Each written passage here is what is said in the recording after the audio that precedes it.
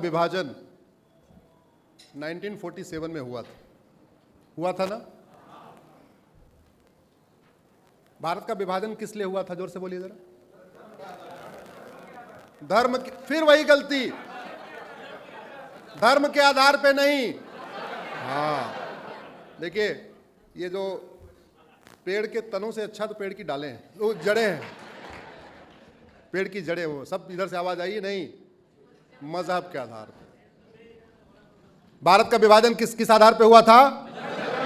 तो जब इस देश का विभाजन मजहब के आधार पे हो गया तो मजहब के आधार पे नियम कानून होना चाहिए क्या? जोर से बोलिए। इतना जोर से नहीं, और तेज। इस देश का विभाजन किस आधार पे हुआ? तो मजहब के आधार पे नियम कानून होना चाहिए क्या? मजहब के आधार पे वक्फ बोर्ड और वक्फ ट्रिब्यूनल होना चाहिए क्या? मजहब के आधार पे माइनॉरिटी कमीशन होना चाहिए क्या? मजहब के आधार पे माइनॉरिटी अफेयर मिनिस्ट्री होनी चाहिए क्या? मजहब के आधार पे लोन होना चाहिए क्या? मजहब के आधार पे वजीफा होना चाहिए क्या? मजहब के आधार पे यूनिवर्सिटी होनी चाहिए क्या? मजहब के आधार पे कॉलेज होना चाहिए क्या? इसीलिए मैंने पीआईएल फाइल किया कि माइनॉरिटी मेजॉरिटी का कॉन्सेप्ट खत्म कर दिया जाए और एक देश एक विधान लागू किया जाए। मामला सुप्रीम कोर्ट में चल रहा है। हमने ये कहा कि जब देश का विभाजन मजहब के आधार पे हो गया तो फिर मजहब के आधार पे कुछ भी नहीं होना चाहिए, बल्कि एक देश एक विधान, एक देश एक देश।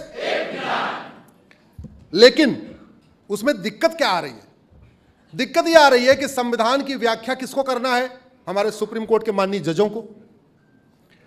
सुप्रीम कोर्ट के जज, चलो वर्तमान वाले तो ठीक है, पहले वाले कौन थे? पहले सुप्रीम कोर्ट में वो लोग जज बने जिनके पिताजी अंग्रेजों के जमाने में बैरिस्टर थे या वो खुद बैरिस्टर थे। चूंकि वो अंग्रेजों के जमाने में बैरिस्टर थे तो उनकी सोच भी क्या थी? अंग्रेजी।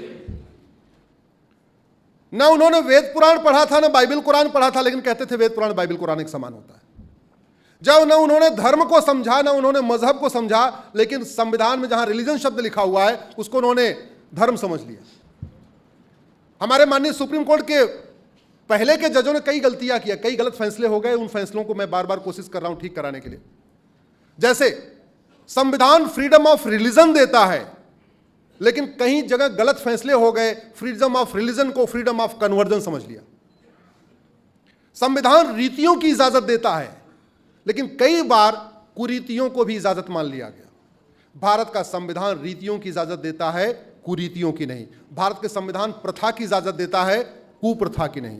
भारत का संविधान सत्य बोलने की इजाजत देता है, झूठ बोलने की नहीं। भारत का संविधान प्रेम करने की इजाजत देता है, नफरत करने की नहीं। इसलिए आज मुंबई से आज मैं आप लोगों से कुछ सवाल पूछता हूं और कोई, मुझे पता है कि वीडियो पहुंच जाएगा, हमारे माननीयों तक पहुंच जाएगा। जो मजहब इक्वलिटी को ना मानता हो, और संविधान कहता है article 14 equality before law equal protection of law, लेकिन अगर कोई मजहब आर्टिकल 14 को मानता ही नहीं इक्वलिटी को, तो क्या उस मजहब को भारत में भारत का संविधान इजाजत देगा क्या? जोर से बोलिए जरा। जो संविधान कहता है किसी से भेदभाव नहीं करना, religion, race, caste, sex, place of birth के आधार पर भेदभाव नहीं करना, लेकिन अगर कोई मजहब रिलीजन के आधार पर भेदभाव करता है, पूजा पद्धति के आधार पर भेदभाव करता है, इबादत के आधार पर भेदभाव करता है, जीवन जीने के तरीके के आधार पर भेदभाव करता है, कपड़ों के आधार पर भेदभाव करता है, क्या उस रिलीजन को, उस किताब को भारत का संविधान मान्यता दे सकता है क्या? जोर से बोलिए। लेकिन हमारे संविधान की शपथ लेने वाले सांसद, विधायक, मंत्री और जज इस बात को समझ नहीं पा रहे। यह संविधान भारत का है या पूरी दुनिया का है? जोर से बोलिए जरा।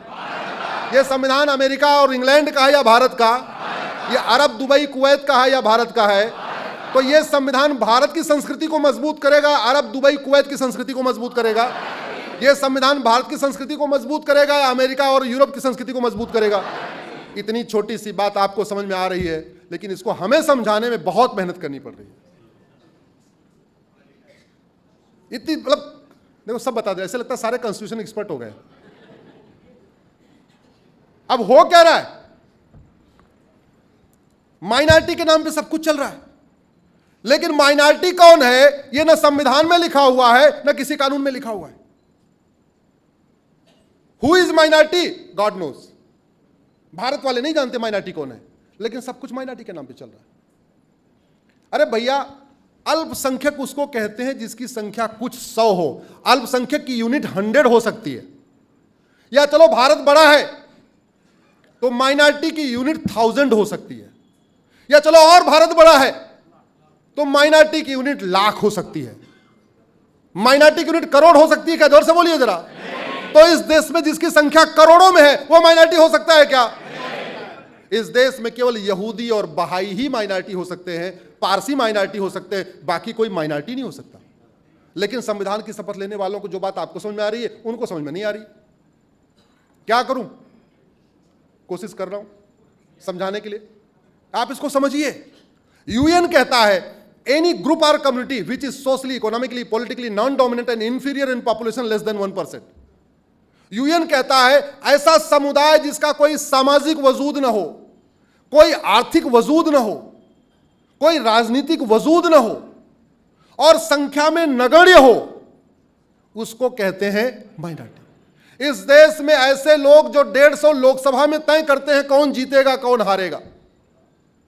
इस देश में ऐसे लोग जो भारत की 800 विधानसभाओं में तय करते हैं कौन जीतेगा कौन हारेगा।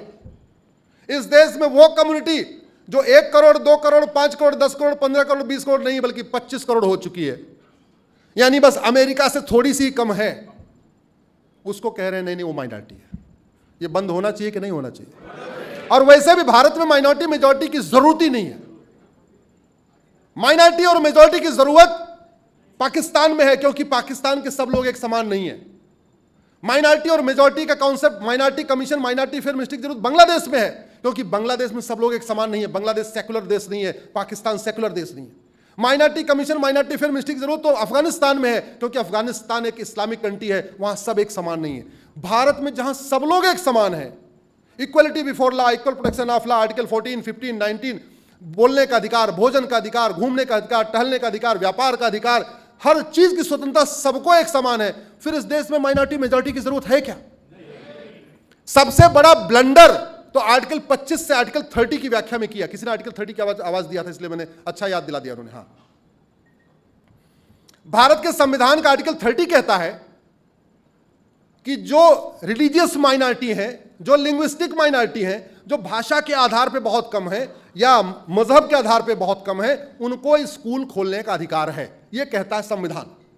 लेकिन संविधान की पढ़ने वालों ने पता नहीं कौन सा चश्मा पहना, भारत का चश्मा था या अरब का चश्मा था, भारत का चश्मा था या अमेरिका का चश्मा था, कम से कम भारत का तो नहीं था। उन्होंने आर्टिकल 30 में बहुत बड़ा ब्लंडर कर दिया। ब्लंडर क्या किया? आर्टिकल 30 कहता है रिलीजियस माइनॉरिटी, तो रिलीजियस माइनॉरिटी का मतलब पहले तो यह तय हो जाए कि ये माइनॉरिटी किस लेवल पे देखी जाएगी, नेशनल लेवल पे देखी जाएगी, स्टेट लेवल पे देखी जाएगी या डिस्ट्रिक्ट लेवल पे देखी जाएगी। पहले तो आपको यूनिट तय करनी पड़ेगी। दूसरा, परसेंटेज क्या होगा, संख्या क्या होगी, और तीसरा, केवल भारत के जो रिलीजन है उसमें माइनॉरिटी मेजॉरिटी देखा जाएगा या पूरी दुनिया में देखा जाएगा? अगर पूरी दुनिया में देखा जाएगा तो दुनिया में तो 1100 रिलीजन है, तो फिर तो 1100 माइनॉरिटी होनी चाहिए भारत में, अगर रिलीजन के आधार पर माइनॉरिटी देखना है। अगर लैंग्वेज के आधार पर देखना है तो भारत में दुनिया में 6500 भाषाएं बोली जाती हैं और उसमें से लगभग 400 भाषा भारत में बोली जाती है, फिर तो 400 लिंग्विस्टिक माइनॉरिटी हो गए, और जो 1100 रिलीजन है उसमें से लगभग 100 रिलीजन भारत में रहते हैं, 100 रिलीजियस माइनॉरिटी हो गए। अरे भैया, अगर लिंग्विस्टिक माइनॉरिटी देखना है तो भारत के अंदर देखा जाएगा। अगर तमिलनाडु में कोई गैर तमिल है, उसकी संख्या कम है, उसको लिंग्विस्टिक माइनॉरिटी मान लेंगे। महाराष्ट्र में कोई ऐसा है जो मराठी नहीं बोल पा रहा है, वो लिंग्विस्टिक माइनॉरिटी हो गया। कर्नाटक में जो कन्नड़ नहीं बोल पा रहा है, वो लिंग्विस्टिक माइनॉरिटी हो गया। ऐसे ही लैंग्वेज, रिलीजन के आधार पर अगर आपको देखना है, अगर रिलीजन के आधार पर देखना है तो जो भारत के रिलीजन जो इक्वालिटी को मानते हैं, जस्टिस को मानते हैं, वसुधैव कुटुंबकम को मानते हैं, यूनिवर्सल फ्रेटर्निटी को मानते हैं, जैसे जैनिज्म, बुद्धिज्म, सिखिज्म, उनमें से आप आइडेंटिफाई कर सकते हैं। जो विदेशी रिलीजन है, जो भारत के संविधान को नहीं मानता, भारत की प्रियम्बल में लिखा हुआ लिबर्टी ऑफ थॉट, विदेशी रिलीजन लिबर्टी ऑफ थॉट देता है क्या? जोर से बोलिए जरा। भारत के प्रियम्बल में लिखा हुआ लिबर्टी ऑफ बिलीफ, विदेशी रिलीजन लिबर्टी ऑफ बिलीफ देता है क्या? जोर से बोलिए। भारत के कॉन्स्टिट्यूशन के प्रियम्बल में लिखा हुआ है लिबर्टी ऑफ वर्शिप, विदेशी रिलीजन लिबर्टी ऑफ वर्शिप देता है क्या? नहीं। वो कहता है जैसे मैं इबादत करता हूं ऐसे ही करना पड़ेगा। मैं जो किताब पढ़ता हूं इसी किताब को सच मानना पड़ेगा। आप उस किताब के ऊपर बहस भी नहीं कर सकते, उस किताब के ऊपर आप डिस्कशन नहीं कर सकते। जो लिबर्टी ऑफ थॉट छीन लेता है, लिबर्टी ऑफ बिलीफ छीन लेता है, लिबर्टी ऑफ वर्शिप छीन लेता है, आपकी सोचने की स्वतंत्रता छीन लेता है, आपको वस्त्र की स्वतंत्रता छीन लेता है, आपको मेकअप करने की स्वतंत्रता छीन लेता है, आपकी सारी आजादी छीन लेता है, आपको त्योहार मनाने की फ्रीडम छीन लेता है। क्या ऐसे रिलीजन को भारत में आप माइनॉरिटी का दर्जा देंगे क्या? और अगर ऐसा देंगे तो फिर भारत का आप विनाश कर रहे हैं। हिरन और भेड़िया एक समान होता है क्या? जोर से बोलिए जरा। ये बात आपको समझ में आ रही है? हमारे संविधान की शपथ लेने वाले सांसदों, विधायकों, मंत्रियों और जजों को समझ में नहीं आ रही है। वो कह रहे हैं article 14 equality before law, equal protection of law. इसका मतलब जितना राशन पानी भेड़िए हिरन को देना है उतना ही राशन पानी भेड़िए को देना है। नतीजा क्या होगा? भेड़िया एकदम, और बाद में किसको खाएगा? हिरन को खाएगा। क्या बबूल और आम एक समान होते हैं क्या? लेकिन संविधान की शपथ लेने वाले कह रहे हैं बबूल भी ट्री है, आम भी ट्री है, equality before law, equal protection of law. जितना खाद पानी आप आम को दे रहे हो उतने खाद पानी बबूल को दो। बाद में नतीजा क्या होगा? पहले बबूल का छोटा छोटा कांटा था, खाद पानी पाके बबूल का। और याद रखिएगा, बबूल और आम एक जगह आपको पूरी दुनिया में कहीं दिख ही नहीं सकते। या तो आम होता है या तो बबूल होता है। आम के बगल में बबूल लगाएंगे तो भी आम सूख जाएगा, बबूल के बगल में आम लगाएंगे तो भी आम सूखेगा। आम और बबूल एक साथ सर्वाइव नहीं कर सकते। लकड़बग्घा और गाय, लकड़बग्घे के बगल में गाय बांध दीजिए, गाय के बगल में लकड़बग्घा बांध दीजिए, 5 साल 2 दिन के बाद कौन बचेगा वहां? जोर से बोलिए। हिरन और भेड़िया एक बगल में बांध दीजिए, 5 घंटे के बाद वहां कौन बचेगा? इतनी छोटी सी बात हमारे संविधान की शपथ लेने वाले समझ नहीं पा रहे। केवल और केवल जबरदस्ती अपने आप को बड़ा टैलेंटेड समझते हैं, लेकिन बेसिक ग्राउंड रियलिटी समझ नहीं पा रहे। आर्टिकल 30 को मैं फिर से एक्सप्लेन कर दूं। आर्टिकल 30 एजुकेशन इंस्टीट्यूशन खोलने की इजाजत देता है, सेकुलर एजुकेशन इंस्टीट्यूशन खोलने की इजाजत देता है, रिलीजियस एजुकेशन खोलने की नहीं देता। आर्टिकल 30 की अब तक गलत व्याख्या होती रही है। आर्टिकल 30 कहता है जो भारत में एकदम कम है, संख्या में नगण्य है, चाहे वो मजहबी आधार पे, चाहे वो लैंग्वेज के आधार पे, वो भी एजुकेशन इंस्टीट्यूशन खोल सकता है। यानी इंजीनियरिंग कॉलेज खोल लो, लॉ कॉलेज खोल लो, मेडिकल कॉलेज खोल लो, यूनिवर्सिटी खोल लो, बीए बीएससी कॉलेज खोल लो। वो मदरसा खोलने की इजाजत नहीं देता, वो मिशनरी स्कूल खोलने की इजाजत नहीं देता।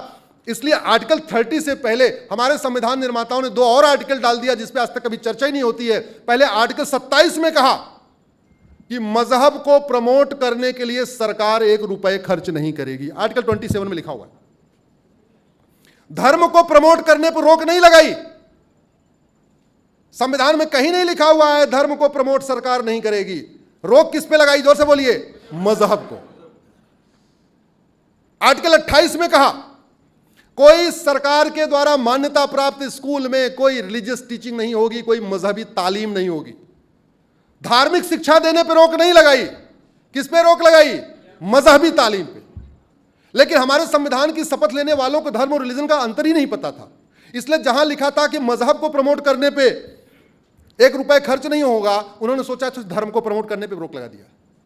जहां यह लिखा था मजहबी तालीम नहीं होगी, यानी कोई कुरान नहीं पढ़ाया जाएगा, ना बाइबल सिखाया जाएगा, उन्होंने सोचा अच्छा इसका मतलब भगवत गीता पे भी रोक है, रामायण पे भी रोक है। अरे भैया, रामायण भगवत गीता धार्मिक ग्रंथ है, बाइबल और कुरान मजहबी पुस्तकें हैं। अंतर क्या है? भगवत गीता, वेद, उपनिषद, पुराण वसुधैव कुटुंबकम सिखाते हैं, मजहबी किताबें वसुधैव कुटुंबकम नहीं सिखाती। धार्मिक जो हमारे भगवत गीता, रामायण 1 अर्थ 1 फैमिली सिखाते हैं।